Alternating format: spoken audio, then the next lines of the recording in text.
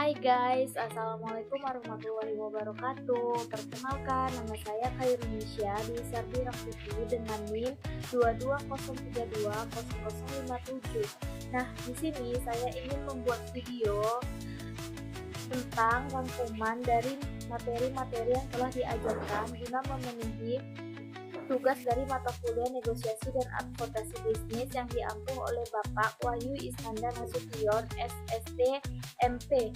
Nah, di sini pertama-tama saya akan memaparkan materi dari pertemuan ke-9, yaitu pengantar advokasi dalam agribisnis. Terdampak langsung maupun yang tidak terdampak langsung. Nah, oleh karena itu, identifikasi stakeholder strategi sangat penting agar kebijakan yang diambil sesuai dan efektif dalam menciptakan perubahan. Kemudian kementerian terkait dalam pemerintahan, berbagai kementerian memiliki peran penting dalam kebijakan agribisnis. Kementerian Pertanian mengatur aspek produksi dan kesejahteraan petani, sedangkan Kementerian Perdagangan fokus pada ekspor dan impor harga. Kementerian Keuangan menangani subsidi dan pajak, sedangkan Kementerian Lingkungan Hidup menyoroti dampak keberlanjutan kementerian. Kementerian Koperasi dan UMKM juga mendukung sektor usaha kecil dan menengah di bidang agribisnis. Kemudian, peran pemerintah non-kementerian selain kementerian, lembaga seperti Bappenas berperan dalam merumuskan perencanaan pembangunan jangka panjang termasuk sektor agribisnis. Di tingkat lokal, pemerintah daerah sangat penting dalam implementasi kebijakan dan pengolahan sumber daya sesuai dengan kebutuhan dan potensi wilayah masing-masing. Kemudian, organisasi dan asosiasi petani. Kelompok seperti asosiasi komoditas seperti contohnya tuh GAPKI dan organisasi petani seperti KTNA sangat berpengaruh dalam menyuarakan aspirasi petani. Koperasi petani membantu dalam efisiensi produksi dan distribusi. Sedangkan asosiasi industri pengolahan produk pertanian mendorong pertumbuhan sektor hilir agribisnis. Peran media massa dalam advokasi. Media massa berperan penting dalam menyebarluaskan informasi agribisnis. Media cetak membentuk opini publik, media elektronik memperluas jangkauan komunikasi, dan daring mempercepat penyebaran informasi serta menjangkau audiens yang lebih spesifik dan dinamis. Kemudian, adanya akademisi dan peneliti sebagai pendukung data. Universitas dan lembaga riset menyediakan landasan ilmiah dalam kebijakan agribisnis.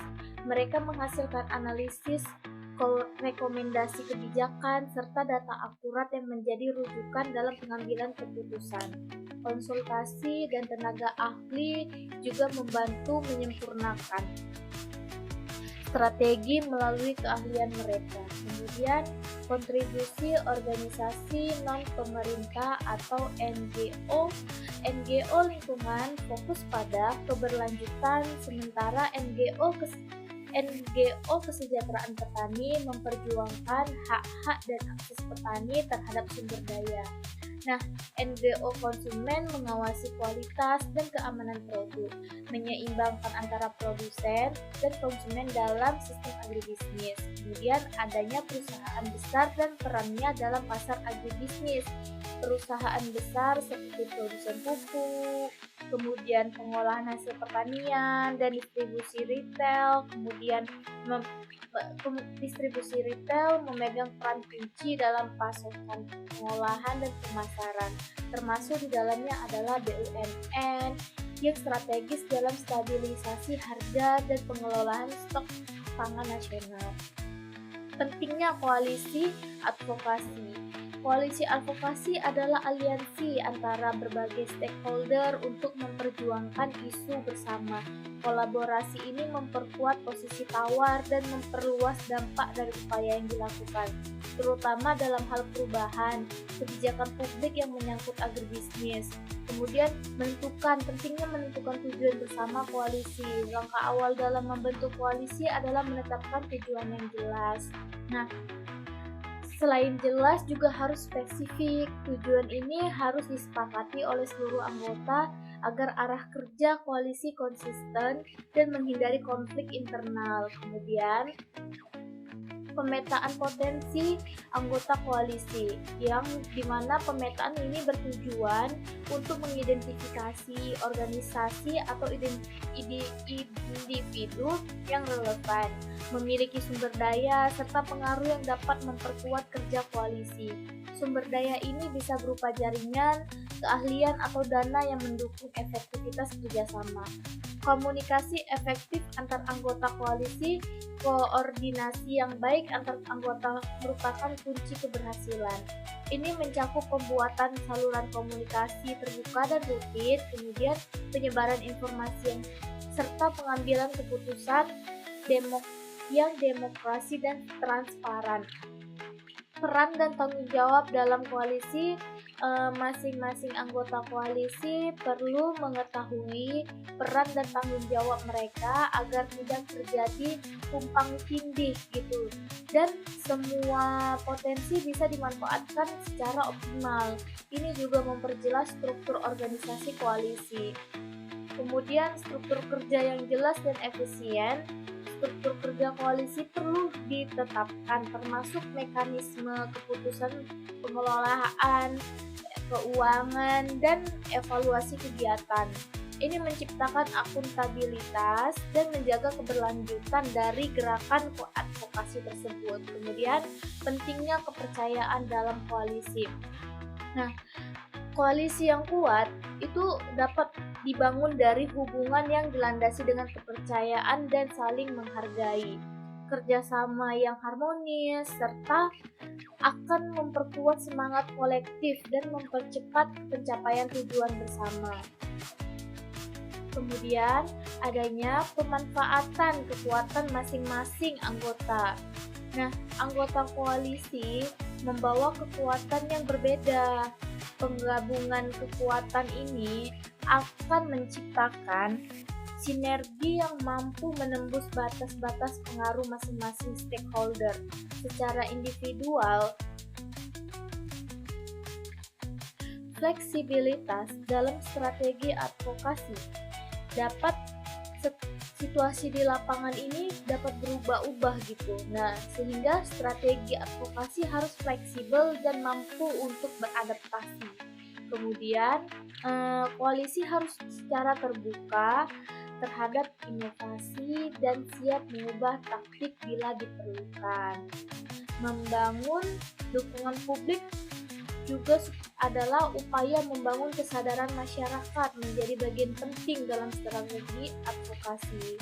Koalisi perlu melakukan komunikasi publik yang efektif untuk menarik dukungan dari masyarakat yang luas dan membentuk tekanan publik terhadap pengambilan kebijakan.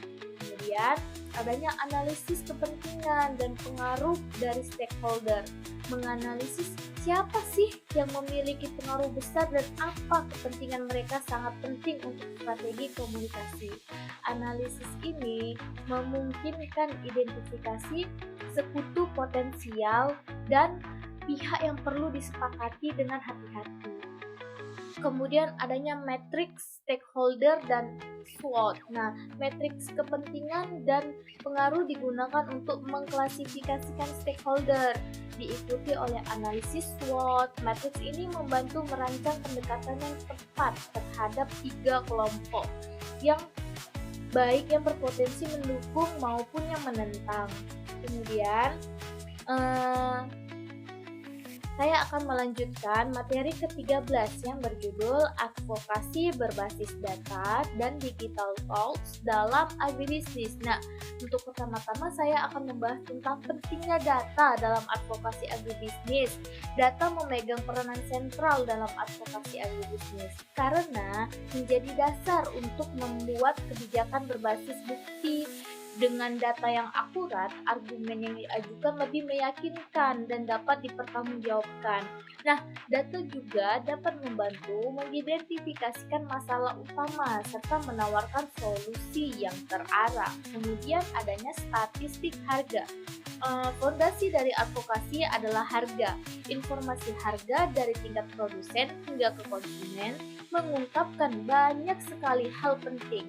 Fluktuasi harga di tingkat petani bisa menunjukkan kerentanan pendapatan mereka, sementara disparitas harga antara produsen dan konsumen bisa menandakan adanya praktik tidak efisien atau monopoli dalam rantai pasok. Nah, harga regional dan global. Data harga antara wilayah atau dibandingkan dengan data harga secara global menunjukkan posisi daya saing produk lokal. Nah, hal ini bisa digunakan sebagai argumen untuk melindungi produk dalam negeri. Nah, juga dapat mendorong efisiensi atau menetapkan kebijakan perdagangan yang lebih adil. Kemudian data produksi itu dapat menilai kapasitas dan masalah produksi. Volume produksi dapat menunjukkan kemampuan suatu wilayah atau negara dalam menghasilkan komoditas tertentu. Kemudian penurunan dari produksi bisa mencerminkan masalah di tingkat petani seperti gangguan iklim, kekurangan pupuk, atau kurangnya intensif dari pemerintah. Kemudian produktivitas lahan dan varietas unggul. Data produktivitas lahan sangat penting dalam mengadvokasi penggunaan teknologi pertanian yang lebih baik, termasuk juga informasi tentang penggunaan varietas yang mampu meningkatkan hasil panen. Data ini memperkuat argumen untuk distribusi benih bersertifikat dan pelatihan kepada petani. Kemudian adanya supply dan demand. Nah, di mana jumlah permintaan dan penawaran dasar intervensi kebijakan data supply dan demand membantu melihat keseimbangan antara produksi dan konsumsi. Kekurangan pasokan bisa mendukung kebijakan impor atau peningkatan produksi. Nah, sementara surplus atau penawaran bisa mendorong inovasi pengolahan pasca panen dan ekspansi pasar. Kemudian adanya data pola konsumsi untuk perencanaan produksi. Nah, memahami tren secara global, konsumsi sangat penting dalam menentukan arah produksi. Misalnya, meningkatkan minat terhadap produk organik bisa menjadi dasar bagi petani dan pelaku agribisnis untuk menyesuaikan strategi mereka terhadap permintaan pasar. Nah, data sosial ekonomi petani, informasi tentang kondisi hidup petani seperti pendapatan, akses pendidikan, kemudian fasilitas umum sangat krusial. Data ini menunjukkan bahwa urgensi peningkatan kesejahteraan petani dan bisa digunakan untuk menuntut perhatian lebih besar dari pemerintah. Nah, dampak lingkungan dan akses pasar selain aspek ekonomi, data lingkungan seperti degradasi lahan atau emisi pertanian penting untuk advokasi keberlanjutan. Sementara itu, informasi mengenai infrastruktur dan akses pasar menunjukkan hambatan logistik yang perlu diatasi agar hasil pertanian dapat bersaing. Nah, peran tools digital dalam advokasi modern. Perkembangan digital membawa kemudahan dalam analisis dan penyebaran informasi. Alat-alat ini membuat kampanye advokasi lebih efisien dan jangkauannya lebih luas. Advokat kini dapat bekerja lebih cepat, lebih tepat sasaran, dan menarik secara visualnya. Kemudian adanya Google Trends dan X atau yang biasanya kita kenal dengan Twitter. Nah, analitik Google Trend membantu memahami minat publik terhadap isu agribisnis dengan menganalisis kata kunci populer. Nah, sedangkan X Analytics menyediakan data kinerja konten, membantu mengevaluasi seberapa efektif pesan advokasi di media sosial. Dengan melalui Canva juga bisa ya, seperti visualisasi data lebih menarik. Canva adalah alat desain yang membantu menyajikan data kompleks dalam bentuk infografis yang mudah dipahami. Ini sangat penting karena visualisasi yang baik dapat meningkatkan pemahaman publik dan mendorong keterlibatan mereka dalam isu agribisnis. Nah, kemudian adanya CapCut, meningkatkan daya tarik emosional. CapCut mempermudah pembuatan video pendek yang menarik dan emosional. Dalam advokasi, video yang menggugah dapat menyampaikan pesan lebih kuat dan menjangkau audiens yang lebih luas di platform seperti TikTok atau Instagram. Nah, petisi online sebagai gerakan kolektif platform seperti Change.org atau Avast memungkinkan masyarakat mendukung isu agribisnis secara langsung. Nah, petisi online juga bisa menjadi alat tekanan yang efektif terhadap pembuatan kebijakan karena menunjukkan dukungan publik yang lebih besar dan lebih terorganisir. Kemudian, keseluruhan materi dari materi ke-13 menunjukkan bahwa advokasi agribisnis kini tidak bisa lepas dari data dan teknologi digital. Nah, dengan penguasaan terhadap alat dan analisis yang tepat, upaya advokasi menjadi lebih strategis, berdampak luas, dan bisa menciptakan perubahan kebijakan yang lebih nyata. Nah, saya akan melanjutkan ke materi ke-14 yang berjudul Komunikasi dan Penyampaian Pesan Advokasi yang Efektif dalam Agribisnis. Sebenarnya pertama-tama kita akan membahas tentang apa sih makna dari komunikasi persuasif dalam advokasi agribisnis. Komunikasi persuasif merupakan teknik penting dalam advokasi karena menyatukan logika dan emosi untuk mempengaruhi pihak lain. Nah, dalam konteks agribisnis nih, teknik ini digunakan untuk menyampaikan isu-isu penting kepada pembuat kebijakan, media, dan masyarakat umum lainnya. Kemudian adanya strategi reciprocity atau adanya timbal balik dalam dunia advokasi, memberikan sesuatu terlebih dahulu bisa mendorong penerima untuk lebih membalas. Nah, misalnya dengan memberikan data atau bantuan teknis kepada pemangku kepentingan, kita dapat membuka peluang untuk didengarkan lebih lanjut. Kemudian, komitmen dan konsisten juga dapat mendorong pihak lain membuat pernyataan atau komitmen kecil secara terbuka dapat memperkuat posisi kita. Ketika seseorang telah berkomitmen, mereka lebih cenderung untuk mempertahankan sikap tersebut dalam tindakan yang lebih besar dan lebih berkelanjutan. Kemudian adanya prinsip bukti sosial atau social proof. Masyarakat itu cenderung lebih mengikuti ya keputusan orang banyak, terutama ketika mereka ragu. Kemudian menunjukkan bahwa banyak petani atau organisasi lain sudah mendukung isu tertentu, menjadi strategi yang ampuh dalam memperkuat pesan advokasi. Nah, prinsip pendapat dari beberapa tokoh yang dihormati atau ahli sangat efektif dalam membangun kredibilitas dalam agribisnis. Data dari lembaga penelitian atau dukungan dari tokoh masyarakat bisa menguatkan pesan kita. Nah, prinsip liking atau suka, kemudian adanya prinsip liking atau suka. Manusia lebih mudah menerima pesan dari orang yang mereka sukai. Maka, penting membangun hubungan yang lebih baik, menjaga kredibilitas, dan menyampaikan pesan dengan cara yang lebih bersahabat. Kemudian adanya prinsip kelangkaan atau scarcity. Nah, apa sih prinsip kelangkaan? Hal yang langka seringkali dianggap lebih bernilai. Dalam advokasi agribisnis, menekankan bahwa waktu untuk bertindak sangat terbatas bisa mendorong pemangku kepentingan untuk merespon lebih cepat. Kemudian adanya penyusunan pesan yang relevan dan solutif.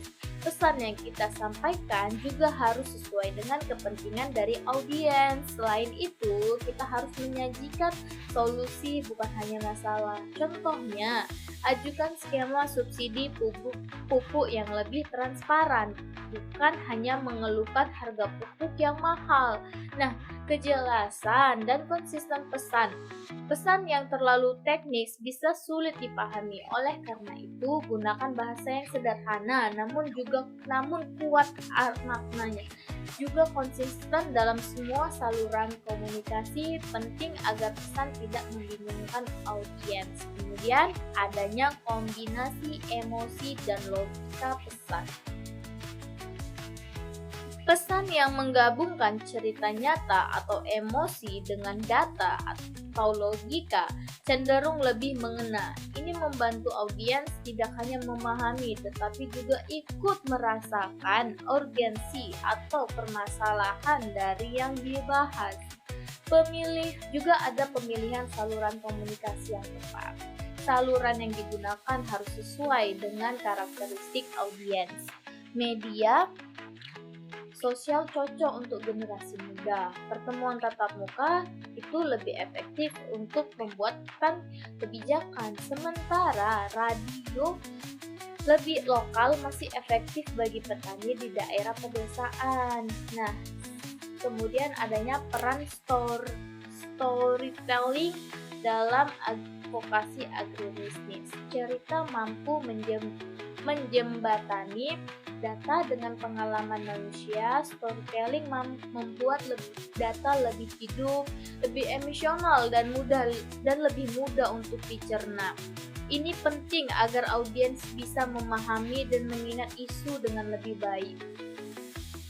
Kemudian, manfaat storytelling berbasis data. Cerita membuat data terasa lebih nyata dan membangun empati. Ketika audiens bisa membayangkan kehidupan seseorang yang terdampak, mereka cenderung lebih peduli dan mendukung advokasi tersebut. Penyederhanaan isu melalui cerita. Kemudian banyak isu agribisnis kompleks seperti rantai pasok global atau perubahan iklim. Melalui narasi yang sederhana, kita bisa lebih menjelaskan masalah ini dengan cara yang lebih dapat dipahami dan lebih dapat dipahami oleh masyarakat umum. Kemudian ada elemen penting dalam storytelling agribisnis. Cerita yang baik dalam advokasi memiliki tokoh, konflik, perjuangan, dan resolusi. Setiap elemen ini memberi struktur dan alur yang memudahkan audiens memahami pesan dan solusi yang ditawarkan. Apa sih contoh dari karakter dan masalah? Tokoh bisa berupa petani kecil yang kesulitan akses pasar. Nah, masalah seperti jatuhnya harga hasil panen bisa digambarkan dengan data untuk menunjukkan skala dan dampaknya secara lebih nyata. Kemudian adanya aksi dan harapan. Cerita yang baik juga menunjukkan langkah yang diambil oleh tokoh dan solusi yang diadvokasikan. Misalnya, petani beralih ke pertanian organik atau membentuk suatu koperasi untuk menghadapi tantangan. Kemudian integrasi data dan narasi. Data tidak boleh disajikan secara terpisah, tetapi harus dianyam ke dalam satu cerita. Visualisasi yang seperti grafik atau infografis bisa memperkuat argumen dan memudahkan pemahaman. Kemudian ada call to action dalam storytelling, yang dimana setiap cerita harus ditutup dengan ajakan tindakan. Ini bisa berupa dukungan terhadap petisi, konteks ke wakil rakyat, atau dorongan untuk membeli produk lokal, sehingga audiens dapat terlibat langsung secara partisipatif. Kemudian adanya contoh nih dari implementasi nyata. Contohnya yaitu seperti video dokumenter petani, infografis interaktif, testimoni langsung, atau laporan advokasi yang dimulai dengan narasi yang bisa menunjukkan penerapan storytelling berbasis data secara efektif dalam agribisnis. Nah, kemudian akan saya lanjutkan pada materi ke-15 yang berjudul komunikasi dan penyampaian pesan advokasi yang efektif dalam agribisnis. Nah, untuk memulainya kita akan membahas dulu nih, apa sih makna dari komunikasi yang persuasif dalam advokasi agribisnis. Nah, komunikasi persuasif merupakan suatu teknik penting dalam advokasi. Karena apa? Karena dapat menyatukan logika dan emosi untuk mempengaruhi pihak lain. Nah, dalam konteks agribisnis, teknik ini digunakan untuk menyampaikan isu-isu penting kepada pembuat kebijakan, media, dan masyarakat umum. Kemudian adanya strategi reciprocity atau timbal balik dalam dunia advokasi, memberikan sesuatu terlebih dahulu bisa mendorong penerima untuk membalas. Misalnya, dengan memberikan data atau membantu teknis kepada pemangku kepentingan, kita dapat membuka peluang untuk didengarkan lebih lanjut. Kemudian adanya komitmen dan konsisten, mendorong pihak lain membuat pernyataan atau komitmen kecil secara lebih terbuka dapat memperkuat posisi kita. Nah, ketika seseorang telah berkomitmen, mereka lebih cenderung tuh untuk mempertahankan sikap tersebut dalam tindakan yang lebih besar dan berkelanjutan. Kemudian adanya prinsip bukti sosial atau special proof. Masyarakat cenderung mengikuti keputusan orang banyak, terutama ketika mereka ragu untuk menunjukkan bahwa banyak petani atau organisasi lain sudah mendukung isu tertentu menjadi strategi yang ampuh dalam memperkuat pesan advokasi. Kemudian adanya prinsip otoritas pendapat dari tokoh yang dihormati atau ahli sangat efektif dalam membangun kredibilitas dalam agribisnis. Data dari lembaga penelitian atau dukungan dari tokoh masyarakat bisa menguatkan pesan kita. Nah, kemudian adanya prinsip liking atau suka. Manusia lebih mudah menerima pesan dari orang yang mereka sukai. Maka dari itu penting untuk kita membangun hubungan yang lebih baik, menjaga kredibilitas, dan menyampaikan pesan dengan cara yang lebih bersahabat. Nah, kemudian ada juga loh prinsip kelangkaan atau scarcity. Hal yang langka seringkali kan dianggap lebih sangat bernilai gitu. Nah, dalam advokasi agribisnis menekankan bahwa waktu untuk bertindak sangat terbatas bisa mendorong pemangku kepentingan untuk merespon lebih cepat. Kemudian ada juga nih penyusunan pesan yang relevan dan lebih solutif. Pesan yang kita sampaikan harus sesuai dengan kepentingan audiens. Selain itu, kita harus menyajikan solusi, bukan hanya masalah. Nih contohnya ya, ajukan skema subsidi pupuk yang lebih transparan, bukan hanya mengeluhkan harga pupuk yang mahal. Nah, kejelasan dan konsisten pesan yang terlalu teknis bisa sulit dipahami. Oleh karena itu, gunakan bahasa yang sederhana namun kuat dia makna dan tujuannya. Kemudian juga konsisten dalam semua saluran komunikasi penting agar pesan tidak membingungkan audiens. Kemudian adanya kombinasi dari emosi dan logika. Pesan yang menggabungkan cerita nyata atau emosi dengan data atau logika cenderung lebih mengena. Ini membantu audiens tidak hanya memahami tetapi juga merasakan urgensi dari isu yang dibahas. Nah, pemilihan saluran komunikasi yang tepat. Saluran yang digunakan harus sesuai dengan karakteristik audiens. Media sosial cocok untuk generasi muda. Pertemuan tatap muka lebih efektif untuk membuat kebijakan. Sementara itu, hmm, sementara radio lokal masih efektif bagi petani di daerah pedesaan. Nah, adanya peran storytelling dalam advokasi agribisnis. Cerita mampu menjembatani data dengan pengalaman manusia. Storytelling membuat data lebih hidup, lebih emosional, dan lebih mudah dicerna. Ini penting agar audiens bisa memahami dan lebih mengingat isu dengan lebih baik. Kemudian, manfaat dari storytelling berbasis data. Cerita membuat data terasa lebih nyata dan membangun empati. Ketika audiens bisa membayangkan nih kehidupan seseorang yang berdampak, maka cenderung lebih peduli mendukung advokasi tersebut. Kemudian adanya penyederhanaan isu melalui cerita.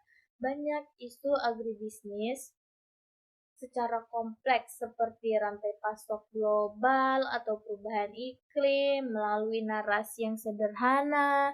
Kita bisa menjelaskan masalah ini dengan cara yang lebih dipahami masyarakat umum. Kemudian elemen penting dalam storytelling agribisnis, cerita yang baik dalam advokasi memiliki tokoh konflik, perjuangan, dan resolusi. Setiap elemen ini memberi struktur dan alur yang memudahkan audiens. Nah, memahami pesan dan solusi yang ditawarkan. Kemudian ada contoh dari karakter dan masalah. Tokoh bisa berupa petani kecil yang kesulitan mendapatkan akses pasar. Nah, masalah seperti jatuhnya harga hasil panen bisa digambarkan dengan data dan menunjukkan skala dan dampaknya secara nyata. Nah, setelah itu, aksi dan harapan. Sebagai penutup dari cerita, cerita yang baik juga menunjukkan langkah yang diambil tokoh. Nah, solusi yang diadvokasikan. Misalnya, petani beralih ke pertanian organik dan membentuk suatu kooperasi untuk menghadapi tantangan. Integrasi data dalam narasi. Data tidak boleh disajikan secara terpisah, tetapi harus dianyam dan dimasukkan ke dalam cerita. Visualisasi seperti grafik dan infografik bisa memperkuat argumen dan memudahkan pemahaman. Kemudian ada call to action dalam storytelling. Dalam setiap cerita harus ditutupi dengan ajakan tindakan. Ini bisa berupa dukungan terhadap petisi, kontak ke wakil rakyat, atau dorongan untuk membeli produk lokal, sehingga audiens secara terlibat langsung dan secara partisipatif. Kemudian, contoh implementasi nyata, contoh nyatanya itu seperti video dokumenter petani, infografis interaktif, testimoni langsung, atau laporan advokasi yang dimulai dengan narasi bisa menunjukkan penerapan storytelling berbasis data secara efektif dalam agribisnis. Nah, sekian yang dapat saya sampaikan tentang rangkuman dari materi-materi yang telah diajarkan mulai dari pertemuan ke-9 bersama saya. Nah, di sini saya ucapkan banyak terima kasih kepada Bapak Wahyu Isnandana Sutian SSTMP selaku dosen pengampu saya setelah UTS. Nah, saya banyak terima kasih karena telah banyak mengajarkan saya, karena telah banyak memberikan saya pemahaman dan gambaran baru mengenai negosiasi dan advokasi dalam agribisnis. Segala kekurangan dalam video ini saya memohon maaf. Wabillahi taufiq wal hidayah. Wassalamualaikum warahmatullahi wabarakatuh. Sampai jumpa semuanya. Semoga lebih senang melihat video saya dan tetap mendukung saya untuk video-video selanjutnya. Bye. Nah, Advokasi merupakan suatu bentuk tindakan strategi yang bertujuan untuk mempengaruhi kebijakan, keputusan, atau praktik yang berdampak pada kelompok atau kepentingan tertentu. Dalam konteks agribisnis, advokasi memiliki peran sentral untuk mendorong terciptanya sistem pertanian yang lebih adil, berpihak kepada petani, dan mendukung pertumbuhan sektor pertanian. Sektor pertanian yang secara menyeluruh. Advokasi tidak hanya dilakukan dalam ruang politik, tetapi juga melibatkan berbagai pendekatan seperti riset, kampanye publik, serta komunikasi dengan para pengambil keputusan. Nah, menurut para ahli seperti Peterson pada tahun 2003, advokasi adalah proses yang diarahkan untuk menciptakan perubahan sosial melalui pengaruh terhadap kebijakan publik dan alokasi sumber daya. Sementara menurut World Bank menekankan bahwa advokasi bisa dilakukan di berbagai tingkat, lokal, nasional hingga internasional, dengan tujuan mempengaruhi kebijakan dan praktik secara luas. Dalam konteks agribisnis, ini dapat mencakup hal-hal seperti subsidi pertanian, perlindungan lahan pertanian, hingga regulasi perdagangan hasil tani. Nah, jenis jenis advokasi dalam agribisnis pun sangat beragam. Yang pertama itu adalah advokasi kebijakan, yaitu upaya untuk mempengaruhi kebijakan pemerintah terkait pertanian seperti regulasi dari ekspor impor, kemudian ada alokasi subsidi dan pengolahan sumber daya alam. Advokasi ini sangat penting karena kebijakan yang tidak tepat dapat merugikan petani atau pelaku usaha kecil dalam sektor agribisnis. Kemudian, melalui pendekatan ini, advokasi agribisnis mencoba memperbaiki sistem agar lebih berpihak pada keadilan dan kesejahteraan petani. Jenis kedua adalah advokasi pasar, yang bertujuan menciptakan pasar yang adil dan transparan. Banyak petani kecil yang kesulitan mengakses pasar atau hanya mendapatkan harga rendah karena tidak memiliki posisi tawar yang kuat. Dalam hal ini, advokasi dapat mendorong pembentukan koperasi, transparansi rantai pasok, dan sistem pemasaran yang lebih menguntungkan bagi produsen. Hal ini penting agar petani tidak terus-menerus berada di pihak yang dirugikan dalam sistem perdagangan hasil pertanian. Selanjutnya adalah advokasi hak. Ini menyangkut perlindungan terhadap hak-hak dasar petani dan pekerja pertanian. Contohnya seperti hak atas kepemilikan lahan, hak untuk mendapatkan upah yang layak, dan hak atas lingkungan kerja yang aman, serta sering kali petani dan buruh tani mengalami ketidakadilan struktural, dan advokasi hadir sebagai sarana untuk memperjuangkan keadilan sosial atau meningkatkan martabat mereka sebagai pelaku utama dalam sistem agribisnis. Tak kalah penting adalah advokasi berkelanjutan. Advokasi ini bertujuan untuk mendorong praktik pertanian yang ramah lingkungan seperti pengurangan penggunaan pestisida berbahaya, konservasi tanah dan air, serta adaptasi perubahan iklim. Dalam jangka panjang, keberlanjutan pertanian menjadi krusial agar generasi mendatang tetap bisa mengakses sumber daya alam yang memadai. Oleh karena itu, isu berkelanjutan kini menjadi bagian penting dari agenda advokasi agribisnis modern. Selain itu, ada pula advokasi konsumen yang bertujuan melindungi hak-hak konsumen terhadap produk pertanian. Ini mencakup aspek keamanan pangan, transparansi informasi produk, dan pelabelan bahan makanan. Konsumen memiliki hak untuk mengetahui bagaimana dan di mana suatu produk diproduksi. Dengan informasi yang jelas, konsumen bisa membuat pilihan yang lebih sehat, etis, dan mendukung petani lokal. Kemudian advokasi konsumen secara tidak langsung juga mendorong praktik agribisnis yang lebih bertanggung jawab. Advokasi memainkan peran penting dalam menjembatani komunikasi antara petani, pasar, dan pemerintah. Bagi petani, advokasi membuka ruang untuk menyuarakan kebutuhan mereka, baik dalam hal infrastruktur, akses modal, maupun perlindungan harga komoditas. Bagi pasar, advokasi mendorong efisiensi sistem distribusi dan kebijakan yang mendukung ekspor. Sementara bagi pemerintah, advokasi dapat menjadi masukan berharga untuk merumuskan kebijakan yang lebih responsif terhadap kondisi nyata di lapangan. Perlu juga dipahami kan bahwa advokasi berbeda dari kampanye, lobi, dan negosiasi. Kampanye lebih menitik beratkan pada upaya meningkatkan kesadaran publik dan mobilisasi massa. Lobi merupakan pendekatan langsung kepada pembuat kebijakan dengan tujuan mempengaruhi keputusan. Nah, sedangkan negosiasi adalah proses mencari kesepakatan antara pihak-pihak dengan kepentingan berbeda.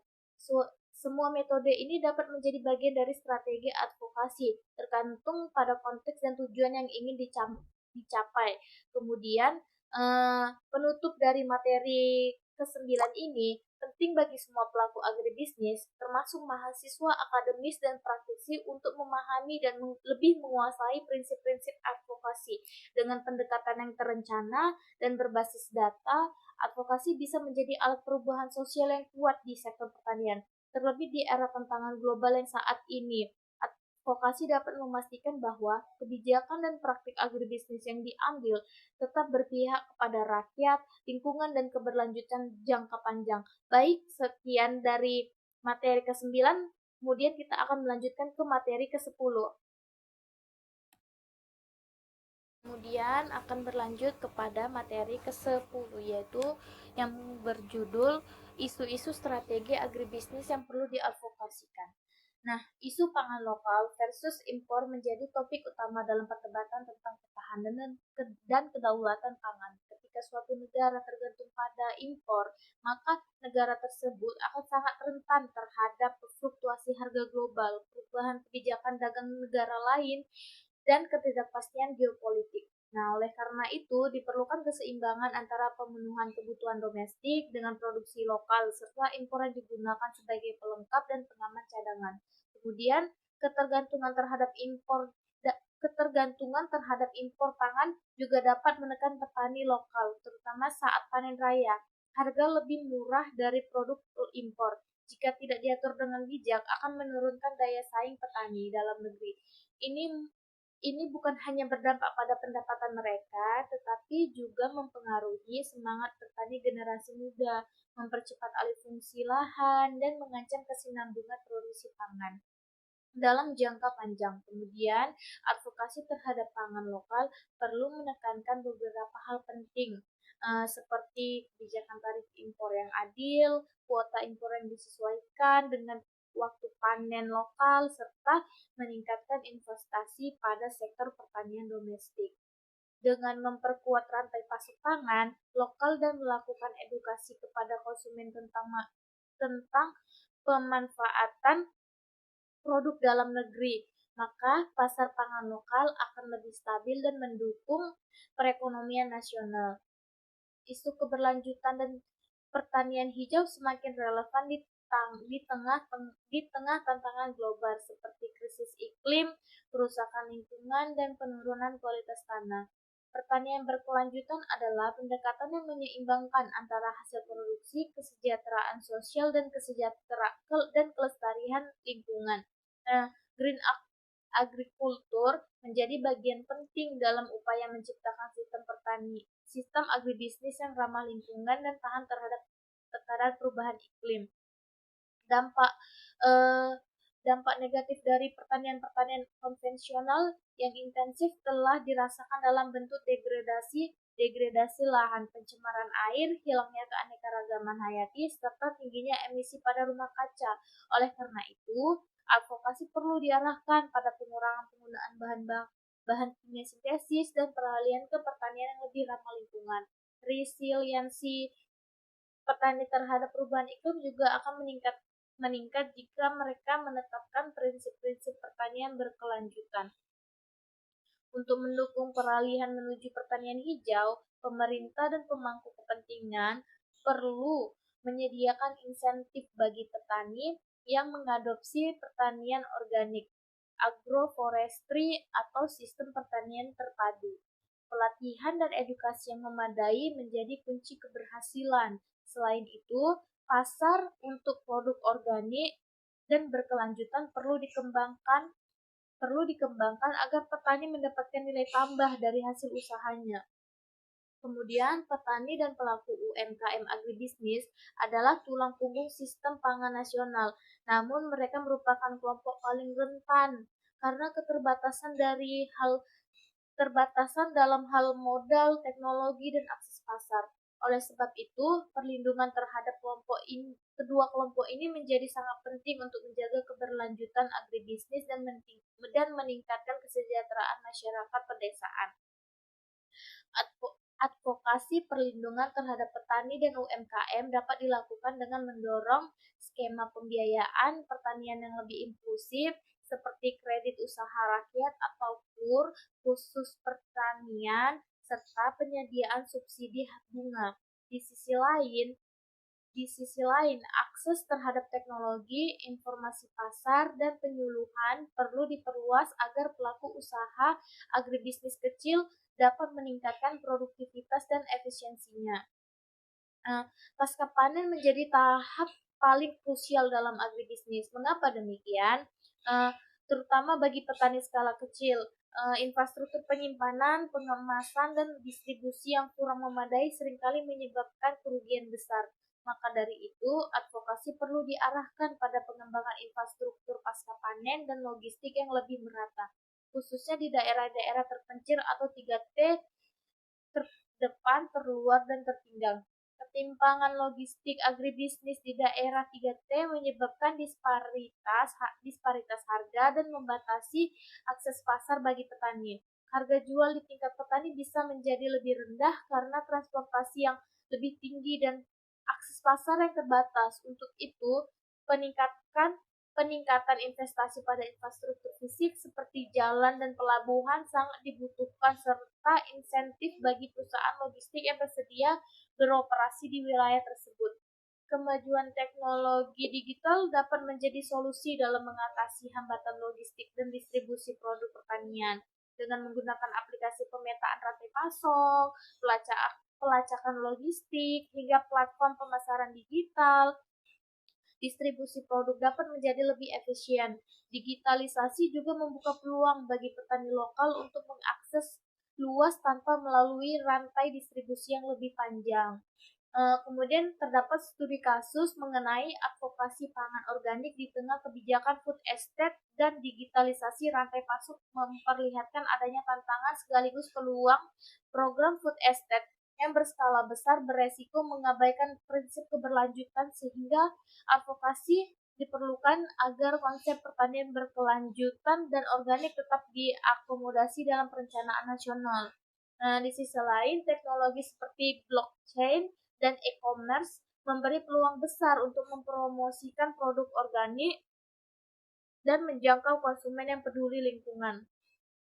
Poin-poin penting dalam advokasi pangan organik mencakup integrasi prinsip berkelanjutan dalam program pemerintahan, penyederhanaan proses sertifikasi bagi petani kecil, serta pelatihan digital untuk memperkuat keterlibatan petani dalam rantai nilai modern. Jika dikelola dengan baik, advokasi ini dapat memperkuat posisi petani organik, menjaga kelestarian lingkungan, serta mendukung ketahanan pangan nasional yang lebih berkelanjutan. Teknik dan strategi kemudian, itu saya akan lanjut pada materi ke-11 yaitu dengan judul Teknik dan Strategi Advokasi Modern dalam Agribisnis. Nah, advokasi modern dalam sektor agribisnis ini mengalami transformasi besar dengan hadirnya teknologi digital.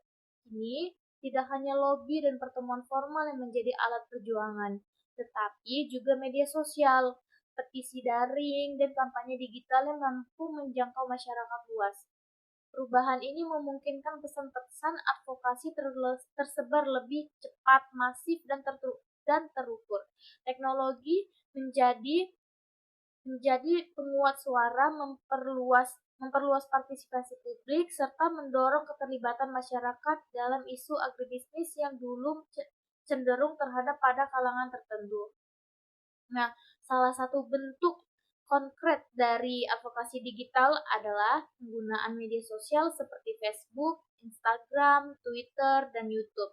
Platform ini menjadi sarana menyebarkan informasi, mengedukasi masyarakat, membangun komunitas digital, dan memobilisasi dukungan. Melalui unggahan konten yang konsisten, pesan advokasi dapat membentuk narasi publik yang positif terhadap isu agribisnis, sekaligus melawan informasi yang keliru. Dalam beberapa kasus, bahkan pembuat kebijakan bisa langsung merespon tekanan yang muncul dari aktivitas publik di media sosial. Selain media sosial, petisi online menjadi instrumen yang sangat efektif untuk menyalurkan aspirasi secara luas. Dengan memanfaatkan platform seperti Change.org, kemudian masyarakat bisa mendatangi dan menyebarluaskan tuntutan tertentu kepada pemerintah atau pihak-pihak terkait. Nah, petisi ini tidak hanya menunjukkan besarnya dukungan terhadap suatu isu, tetapi juga menjadi legitimasi politik yang kuat. Ribuan bahkan jutaan tanda tangan bisa memberikan tekanan yang signifikan terhadap pengambilan keputusan. Kampanye digital sebagai strategi advokasi menggabungkan banyak kanal digital untuk menyampaikan pesan advokasi secara sistematis. Website, blog, email marketing, iklan digital, infografis, video, dan penggunaan tagar adalah contoh elemen kampanye yang saling melengkapi. Setiap media memiliki keunggulan masing-masing untuk menjangkau kelompok audiens yang berbeda. Kampanye yang efektif tidak hanya informatif, tetapi juga secara visual dan emosional agar mampu mengunggah kesadaran serta menggerakkan aksi nyata.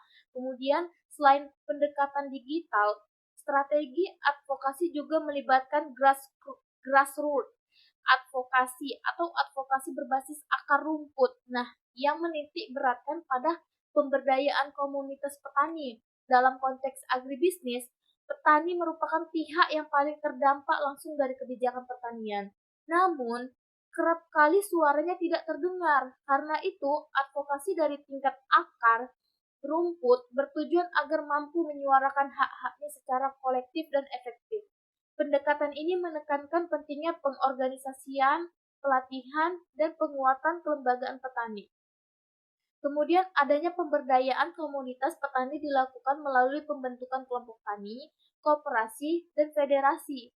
Dengan organisasi yang kuat, petani memiliki wadah untuk merumuskan agenda bersama dan memperjuangkan hak-haknya.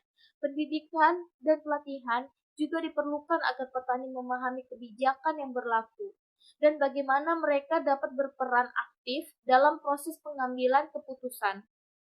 Aksi lokal seperti musyawarah desa, diskusi publik, dan bahkan demonstrasi damai menjadi bagian dari strategi pengangkatan isu ke permukaan.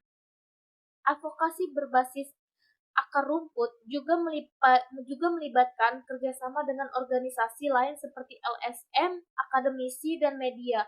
Koalisi ini memperkuat posisi tawar petani dalam forum yang lebih luas. Selain itu, dokumentasi terhadap pengalaman nyata petani di lapangan menjadi bukti konkret yang dapat digunakan dalam materi advokasi. Cerita-cerita ini memberi wajah manusiawi pada data dan membuat isu lebih mudah dipahami oleh masyarakat luas dan pembuat kebijakan. Pentingnya pemberdayaan petani terletak pada kekuatan suara yang autentik. Ketika petani menyampaikan langsung pengalaman dan harapannya, pesan yang disampaikan lebih memiliki daya pukau dan legitimasi. Nah, mobilisasi komunitas juga penting juga menciptakan basis dukungan yang luas dan berkelanjutan terhadap isu dan diadvokasikan. Bahkan, tekanan dari konstituen di tingkat lokal terbukti dapat membuat kebijakan lebih responsif terhadap kebutuhan di lapangan. Hubungan dengan media atau media relation merupakan strategi penting dalam menyebarluaskan pesan advokasi. Pesan yang disampaikan harus dibuat ringkas, menarik, dan lebih relevan agar mudah dimuat oleh media dan dipahami oleh publik. Advokasi melalui media melibatkan berbasis aktivitas seperti menulis siaran pers, mengadakan konversi pers, menyediakan narasumber, dan wawancara. serta memantau dan menanggapi pemberitaan yang muncul. Hubungan baik dengan jurnalis akan memudahkan penyampaian informasi yang lebih akurat dan berdampak luas. Media memiliki peran strategis dalam membentuk opini publik dan menekan pembuat kebijakan. Pemberitaan yang luas tentang isu pertanian, seperti konflik lahan, alih fungsi lahan, atau kesulitan petani mendapatkan pupuk, bisa mendorong tanggapan cepat dari pemerintah. Selain itu, liputan media yang positif tentang gerakan advokasi meningkatkan kredibilitas organisasi atau komunitas yang terlibat. Karena itu, membangun hubungan jangka panjang dengan media menjadi investasi yang penting bagi setiap gerakan advokasi. Nah, terdapat satu studi kasus kampanye, yaitu dengan tagar Save Sawah dan tagar Petani Berdaulat menjadi contoh nyata bagi penerapan strategi advokasi digital dan akar rumput secara terpadu. Kampanye ini memanfaatkan media sosial, petisi daring, dukungan tokoh publik, dan aksi lokal untuk menarik perhatian terhadap isu-isu penting seperti perlindungan lahan sawah dan kedaulatan petani. Kombinasi antara konten visual yang kuat dan narasi yang menyentuh membuat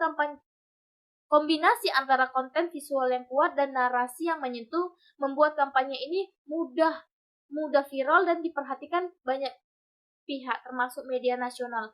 Analisis dari kampanye tersebut menunjukkan pentingnya identifikasi tujuan yang jelas, pemahaman target audiens, dan pemanfaatan berbagai media secara strategis. Kesuksesan kampanye advokasi sangat dipengaruhi oleh kemampuan membangun keterlibatan komunitas dan menjalin relasi yang baik dengan media. Kampanye ini juga menunjukkan bahwa perubahan kebijakan tidak hanya berasal dari perundingan, tetapi juga bisa dimulai dari suatu publik yang terorganisir dan konsisten. Disinilah terletak kekuatan advokasi modern dalam agribisnis. Nah, inilah materi tentang isu-isu advokasi dalam agribisnis. Kemudian akan dilanjutkan oleh saya juga akan menyambung lagi tentang studi kasus. Negosiasi dan advokasi petani cabai di Kabupaten Wonosobo dengan distribusi pasar modern. Nah, yang melatar belakangi dari studi kasus ini adalah Kabupaten Wonosobo dikenal sebagai salah satu sentral produksi cabai di Jawa Tengah. Namun, selama bertahun-tahun, petani cabai dihadapi pada fluktuasi harga yang sangat tajam. Panen raya, harga anjlok. Saat musim paceklik, harga melonjak. Namun, keuntungan tetap dinikmati oleh pengkulak atau distributor besar, bukan petani. Nah, pada awal tahun 2024, data dari Badan Pusat Statistik menunjukkan bahwa rata-rata harga jual cabai ke tengkulak sebesar 9.000 per kilo. Harga pasar modern seperti supermarket atau konsumen akhir sekitar sebesar 28.000 sampai dengan 32.000 per kilonya. Rugi produksi petani saat panen raya sebesar 2.000 per kilo.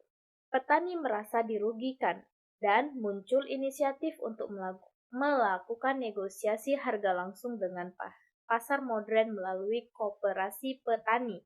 Nah, permasalahan utamanya di sini adalah terdapat ketimpangan harga antara petani dengan pasar modern. Nah, kurangnya posisi tawar petani terhadap distributor atau tengkulak, kemudian minimnya data real time harga dan permintaan pasar, dan kurangnya kemampuan advokasi dari petani ke pemerintah dan pembeli besar. Kemudian langkah-langkah solusi atau negosiasi dan advokasi yang dapat diberikan oleh petani yaitu yang pertama, pembentukan aliansi koperasi petani cabai atau AKPC.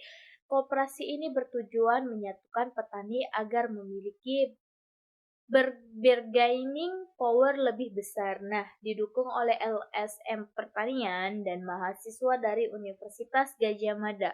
Kemudian penggunaan teknologi digital, platform e-commerce pertanian contohnya itu seperti TaniHub, Agromaret dimanfaatkan untuk melihat harga pasar dan menjual produk secara langsung. Nah, pemanfaatan dari aplikasi pertanian seperti Sipindo dan eGrow untuk prediksi panen, kemudian perencanaan distribusi, kemudian analisis harga harian, kemudian koperasi juga menggunakan Google Sheet berbasis cloud untuk pencatatan produksi dan logistik. Kemudian yang bisa diakses oleh semua anggota koperasi dan calon pembeli.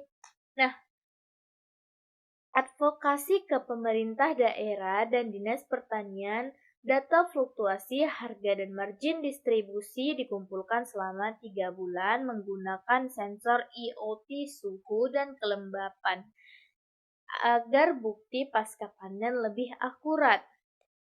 AKPC menyusun dokumen advokasi yang berisi grafik harga dari petani ke pasar, kemudian adanya rekomendasi kebijakan, subsidi distribusi langsung, kemudian uh, ditambah lagi usulan pembangunan cold storage milik koperasi dibantu oleh Pemda.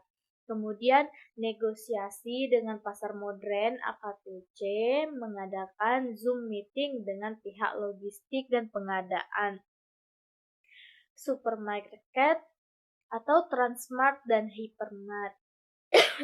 Kemudian mereka juga menawarkan harga 15.000 per kilo langsung dari koperasi, sertifikasi organik dan GAP atau Good Agricultural Practices.